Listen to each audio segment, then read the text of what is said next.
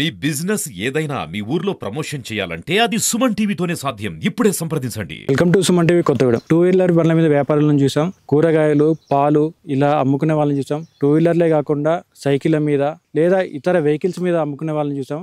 కానీ అంతరించిపోతున్న ఈ కావడి అనేది మనకి ఆల్రెడీ తెలుసు. మన భారతీయ సంస్కృతి ప్రకారం ఈ కావడి అనేది అంతరించిపోతుంది. ఇప్పటికీ తన భుజాల మీద మోస్తూ కాయ కష్టం చేసుకుంటూ ఎండాకుండా అని తెలియకుండా కాలినడగనే నడుస్తూ ఆ కావడి భుజాన్ని వేసుకొని పెరుగు అమ్ముతున్నారు.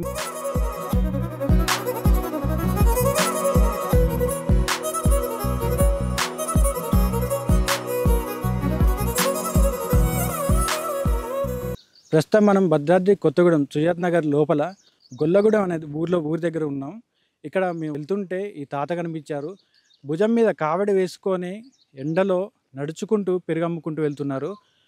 ప్రస్తుతం మన తాతతో ఉన్నాం. తాతతో మాట్లాడదాం. తాతయ్య నమస్తే. నమస్తే. ఏ ఊరు తాత మీది? గొల్లగూడెం. ఇక్కడ గొల్లగూడెమేనా? ఇదే ఊరు. ఎన్ని సంవత్సరాల నుంచి అమ్ముతున్నారు మీరు? నేనా? నా 50 సంవత్సరాలు అయింది. 50 సంవత్సరాలు అవుతుంది. ఏమమ్ముతారు మీరు? పాలు, పెరుగు ఒక్కటేనా? పెరుగు ఒకటి. ఎన్ని సంవత్సరాలు ఉంటాయి తాత మీకు? నాకా 70 సంవత్సరాలు అండి. 70 దాకా ఉంటాయి. ఎన్ని కిలోమీటర్లు, రోజుకి ఎన్ని కిలోమీటర్లు నడుస్తారు? ఎంత పెరుగు అమ్ముతారు? పెరుగా రోజు ఒక 400 అమ్ముతా. తిరిగి అమ్ముకుంటా గుడిసెలల్లో. ఈ పెరుగైనా ఇంకేమైనా ఉందా? ఏమైనా వ్యాపారం ఏమైనా ఉందా? ఇంకేం లేదు, ఇదే పని. ఇదే పని. ఇక్కడ చుట్టుపక్కల ఏ ఊర్లు తిరుగుతారు మీరు? నేనా?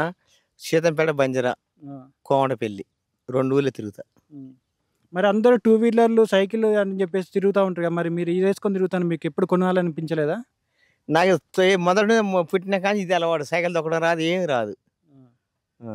అంటే మీ తాతల కాలం నుంచి ఇదే వాడుతున్నారు? ఇదే వాడతాను. మీకు అన్నదమ్ముళ్ళు వీళ్ళు ఎవరైనా ఉన్నారా? ఉన్నారు. వాళ్ళది ఇదే వ్యాపారమా? ఒక ఆయన బావి పని దిగిపోయాడు, ఒక ఆయన ఎగసాయం చేసుకుంటాడు. ఇక నేను ఇదే అమ్ముకొని ఇదే బస్తా ఉంటున్నా. అంటే ఏ టైం నుంచి ఏ టైం వరకు అమ్ముతారు మీరు?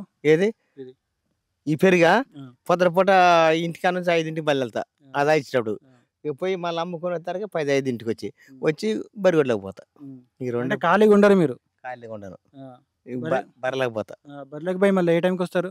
ఇంటికి వచ్చేసరికి 6-7 అయింది. 5 వేసుకో వచ్చి మళ్ళీ పాలు తీసుకొని ఇక్కడ పండుకుంటా. తాత ఎంతమంది పిల్లలు నీకు? 4, 3 కొడుకులు, ఒక బిడ్డ. ఏం చేస్తూ ఉంటారు? కొడుకులా ఈ ఎగసాయం అమ్మాన పని చేస్తూ ఉంటారు. బిడ్డ వాళ్ళ ఎగసాయం బిడ్డ. ఇక అంతే అండి. మీకు వచ్చే ఆదాయం మీద మీరు ఎవరి మీద ఆధారపడకుండా మీ జీవనం సాగిస్తాను. మీ 2 ముసలిని బస్తాను. ఇట్లా ఎండాకాలం, వానాకాలం, చలికాలం తేడా లేకుండా తిరుగుతూనే ఉంటారా? తిరుగుతూనే ఉంటారు. మరి ఇట్లా భుజాలు నొప్పి లేయడం, కాలు నొప్పి లేయడం అట్లా ఏముండదా? ఉంటాయి. కాలు మోకాళ్ళు వాసిన. ఇక మరి ఇంత కష్టం వచ్చినా మరి ఇంకా ఎందుకు చేస్తాను? మరి ఇట్నే పోతాను, చిన్నగా కూకుంటుకొని నిమ్మల్ని పోతా ఉంటాయి. మీ భుజాలు నొప్పి లేయట్లేదా? ఒకసారి చూపెట్టండి, మీ భుజాలు చూపెట్టండి.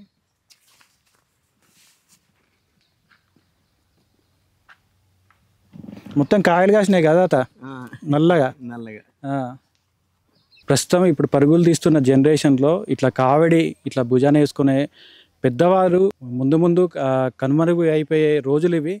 ప్రస్తుతానికి మనం ఈ తాతను చూస్తున్నాం. ఎండలో ఎంత కష్టపడి తను కాయ కష్టం చేసి ఎండకుండా తెలియకుండా చెమటోర్చి కాళ్ళు నొప్పిలేసిన, చేతులు నొప్పిలేసిన, నా వృత్తి ఇదే, నేను 70 సంవత్సరాలుగా నీ వృత్తి చేస్తున్నాను అని చెప్పేసి అంటున్నారు. మనకి ఇలాంటివి కనపడ్డప్పుడే మన పాత రోజులు, అంటే 90s కిడ్స్ కానీ ఇలాంటి వారికి ఇలాంటి పాత రోజులు అనేవి గుర్తొస్తుంటాయి.